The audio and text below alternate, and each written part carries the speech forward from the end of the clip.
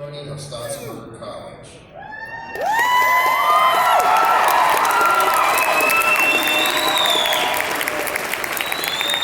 We are here this evening in celebration and recognition of the accomplishments of these fine men and women before us. Because of your hard work, determination, and commitment, graduates, along with the support and sacrifice from many friends and family members, some of whom are with us here tonight. Sorry, I lost my place here. You have reached your goal of graduating and are continuing on your journey in a new and exciting direction. Congratulations. Throughout your time at Stautzenberger College, you have had the opportunity to meet many people at the school who have assisted you in different ways. I would like to ask the faculty, staff, and administration of Stautzenberger College to stand.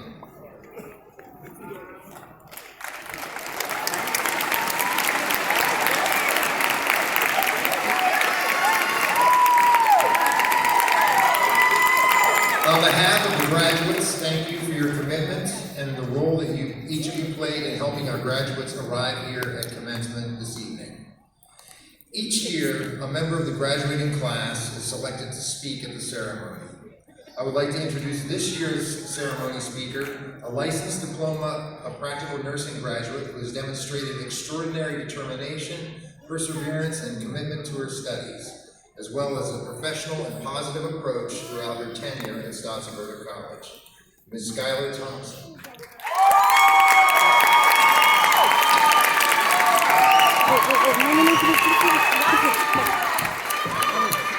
Skylar, go on, go on.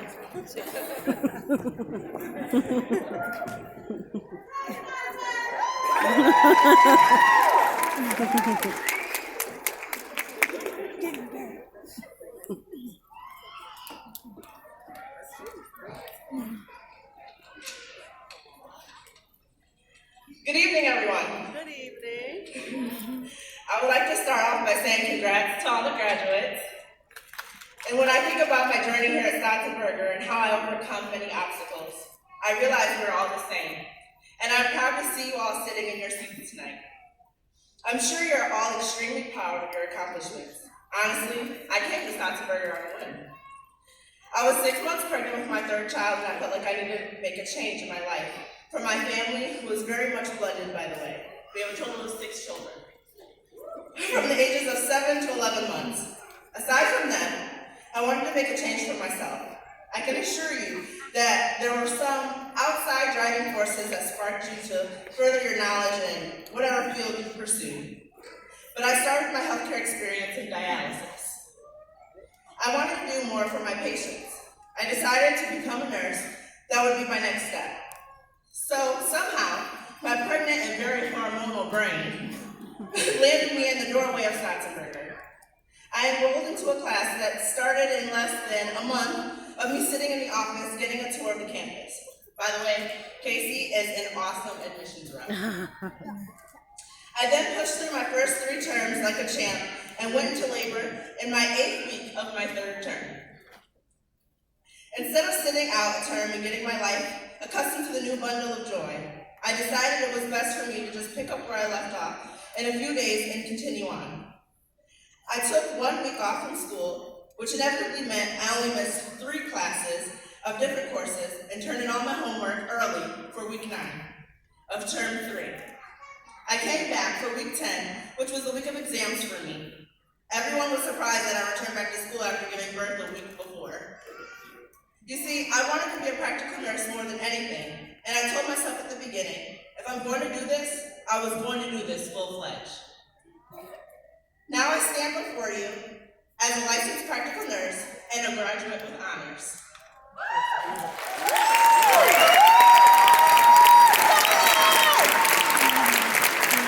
Throughout my educational journey, I gained a nurse sister, an experience that I can say that I'm completely proud of. I'm sure you thought of your support system and something that must motivated you through this journey and helped you to stay focused. I would like to give a special thank you to my fiance, Jeffrey, my new nurse sister, Sarah, my beautiful mom, just don't tell her I said that, okay? And of course, my Uncle Big Head. Thank you for all that you've done for me in this past year. I appreciate it more than you'll ever know. I hope this shows you that we all came to Stautzenberger to accomplish a goal with a bit of baggage. Some of us had more baggage than others, or an extra 30 pounds that, we had to carry. I look good, by the way. I might not know your story, but I am proud of you all. Class of 2019, we did it.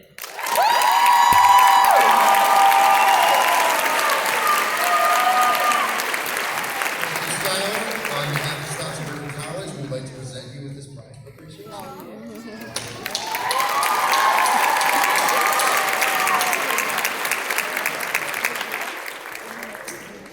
It is now my privilege to introduce our campus president, Mrs. Amy Beauregard.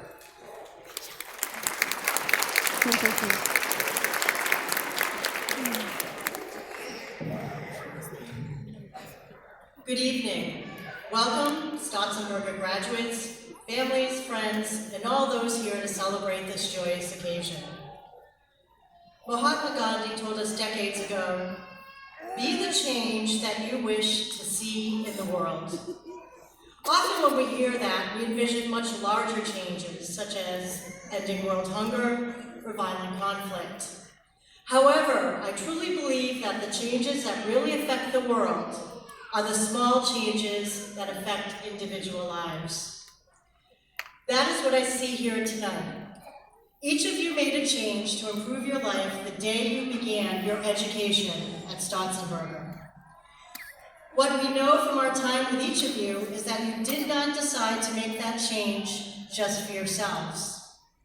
Almost every one of you have told a faculty or staff member during your time at Stautzenberger that you came to make a change in your life for your family. Your individual decision to change your life has affected all of those around you. Whether it is a sense of pride or a better financial lifestyle, the change impacted you and your families in a positive way.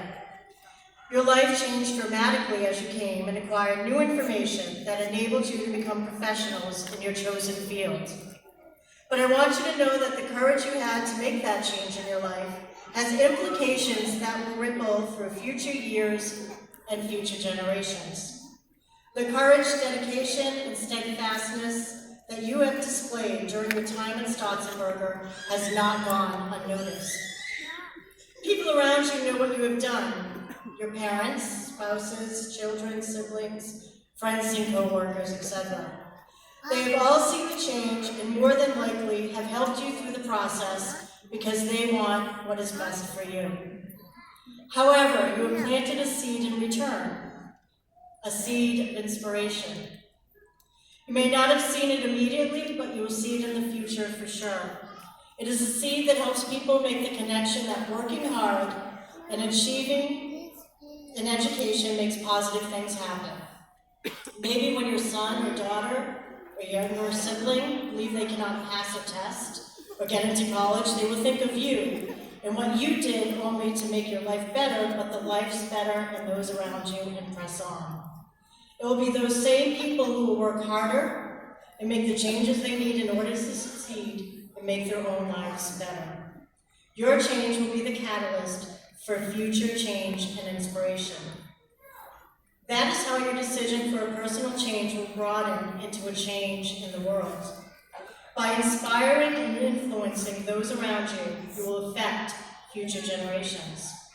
That is the change that makes a difference, person by person, life by life. And as you continue in your careers and in your lives, I challenge you to continue to be the catalyst for change, no matter how hard, for you are proving you can persevere. I close with a popular quote from poet Robert Frost. I shall be telling this with a sigh, somewhere ages and ages hence. Two roads diverged in a wood, and I took the one less traveled by, and that made all the difference. Thank you, and on behalf of the entire staff at Stautzenberger College, we say thank you so much for allowing us to be part of your change, your inspiration. We are so proud of each of you and look forward to all the wonderful things that you will do. Thank you, class of 2019.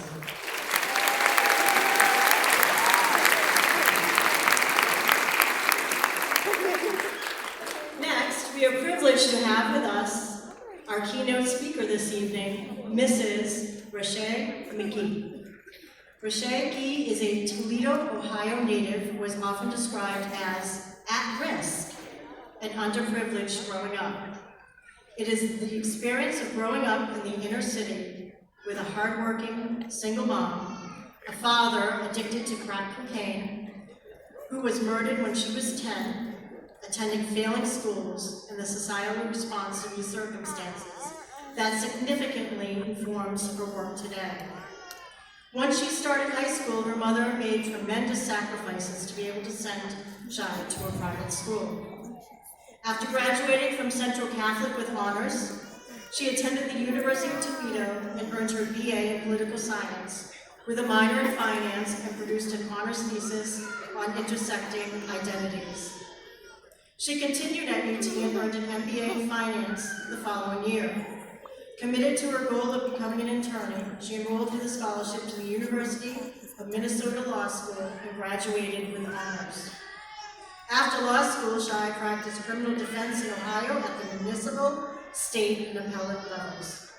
She tried both misdemeanor and felony cases to verdict and jury and bench trials and successfully briefed and argued appellate cases.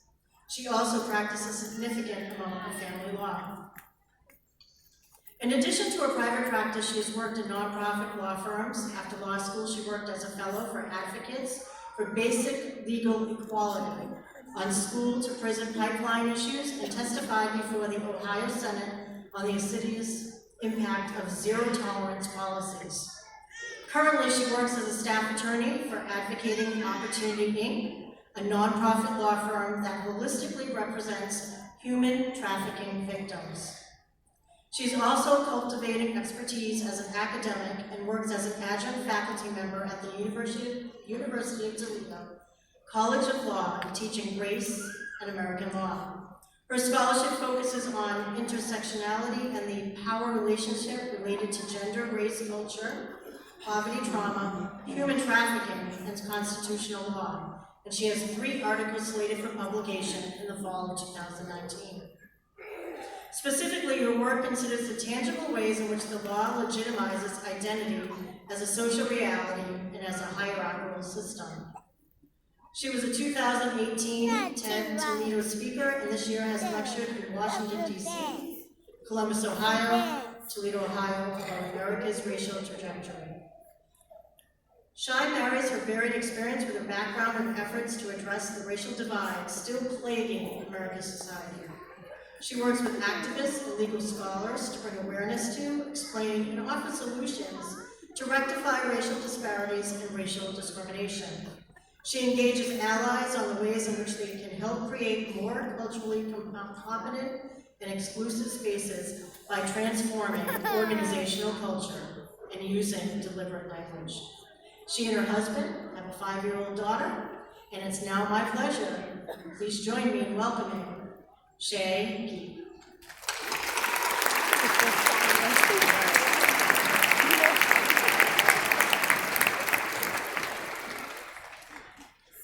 Man, that's long. Like, it's not long when I write it, but when I listen to it, yeah, it's like really long. I have to shorten that. Okay. So when I was thinking about what I would say tonight, my number one objective was how can I make this not suck? What would I have wanted to hear at graduation? What would have been useful advice for me at that moment in my life? Because I remember sitting through multiple commencement speakers thinking, what is this person talking about? And why does this have anything to do with me?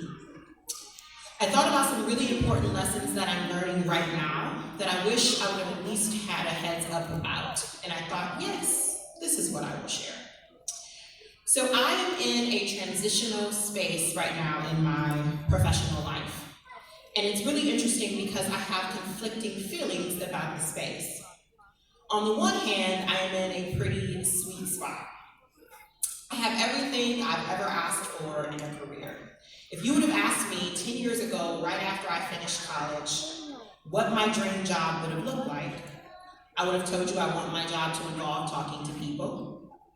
I don't want a boss. I don't want someone micromanaging me. I don't want someone who can fire me. I want to avoid office politics. I want to make my own schedule. 8 a.m. and I have never been friends. I don't want to have to clock in or clock out. And I want to be able to create my own work-life balance. I want to make money. I grew up without very much money. I want to be able to move into a nice house, buy a dependable car, take vacations, and I want to be good at my job. I want other lawyers to be afraid to go against me. Every single thing I had on my list, I did. And I absolutely hated my job. Some days were better than others, but by and large, the sentiments were consistent. My husband says that I am proof that it is impossible to make women happy. I realize that I am not unique. Many people dislike their jobs, but most people don't do anything about it. And I think it's because they never learned the 3 lessons that I am going to share with you now. First, embrace discomfort. I know that seems counterintuitive, but discomfort forces you to grow. Many people get comfortable in spaces that don't make them happy just because they are familiar. Don't be that person. If something is uncomfortable to you, you should listen to it. You should investigate it and be honest with yourself. Figure out how you can grow to eliminate the discomfort. Second, embrace who you are becoming. When I was in high school, I thought that the point I am at now is the point I wanted to get to, and that was the end goal. I did not anticipate that the more life experiences I had, the more people I was exposed to, the more places I was exposed to, the more wisdom I would get, and how my values would change as a result. Different values produces different priorities. That causes your goals to shift and causes you to question where you are spending your energy. Embrace this. The person you are today, you won't be in 5 years, you won't be in 10 years, you won't be in 15 years, and you don't owe your old self anything. Lastly, bet on yourself. Believe in your ability to make it happen. Believe in your grit and ingenuity. You have made it this far. When I moved back here after law school from Minnesota, I didn't know anyone here. I had gone to law school in a whole other state. I didn't know anyone in the legal community here. I didn't have any job offers here. I know, why would you move back? Genius. So I moved back, I didn't have any prospects, I kind of just fell into practicing on my own. And once I started practicing on my own, I began to get job offers. So I went to my husband and I said, look, we have 2 options. I can take this job, it'll bring in steady income, we'll finally have some money, which we didn't have at the time, we had a brand new baby, or I can take a chance and strike out on my own and develop my own practice. Everyone that I talked to about developing my own practice told me to be prepared to starve for the first 3 years. They said it's very hard to build your own practice. You have to be prepared not to make any money. When I asked my husband said, you should bet on yourself. I believe in your ability to make it happen. So we did. And in my first year of practice, I made $120,000 on my own. It was practically unheard of at the time.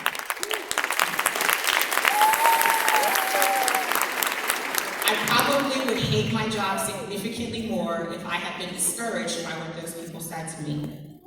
There will be people who will try to tell you all the reasons you cannot succeed. Even after that, now that I am transitioning into another space, there are about 200 law schools in the country and they're ranked. The law school I went to was ranked number 18. People have said to me, the job you want to do, only people who go to a top 10 law school can do. And at first I said, shit, maybe they're right. Maybe I messed up. Maybe I should go back and try to do it over, right? And then I thought, wait a a minute, I know some of those people who went to those law schools, and let's just say I didn't get the short end of the stick, right? And so instead of taking their advice and listening to what they said, I took a cue from the holiest queen, Beyonce, and decided that I would stay gracious and focus on what it is I am trying to do and not listen to that. I'm going to put number 18 on my resume and rock out, right? Even if I had gone to one of those law schools, someone could still say that you weren't in the top of your class, but you didn't do this or do that. So I decide, and I would encourage you to disregard those people. Learning to ignore people who discourage you graciously is a formidable skill. So with that, the only advice I have left is to look at tonight and even the dream job you land as a result of all the work you've done as a milestone part of your journey, not as the destination. Thank you.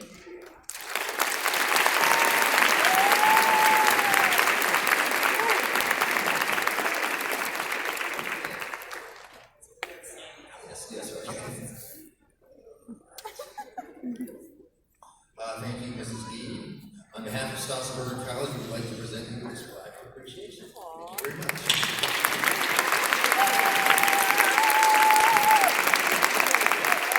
Thank you. Now for the moment we all have been waiting for. We welcome Mr. Brian Netchwicki, our compliance officer, to announce our graduates.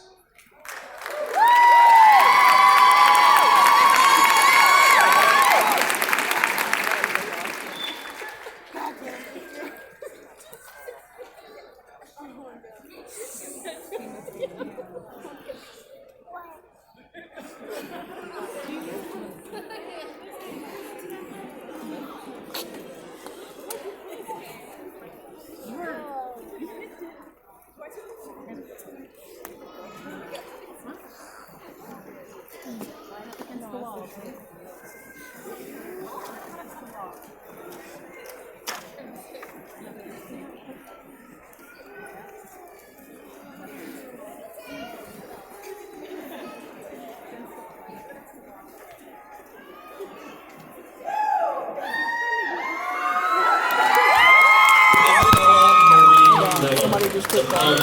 Not embarrassing. Somebody tripped on it.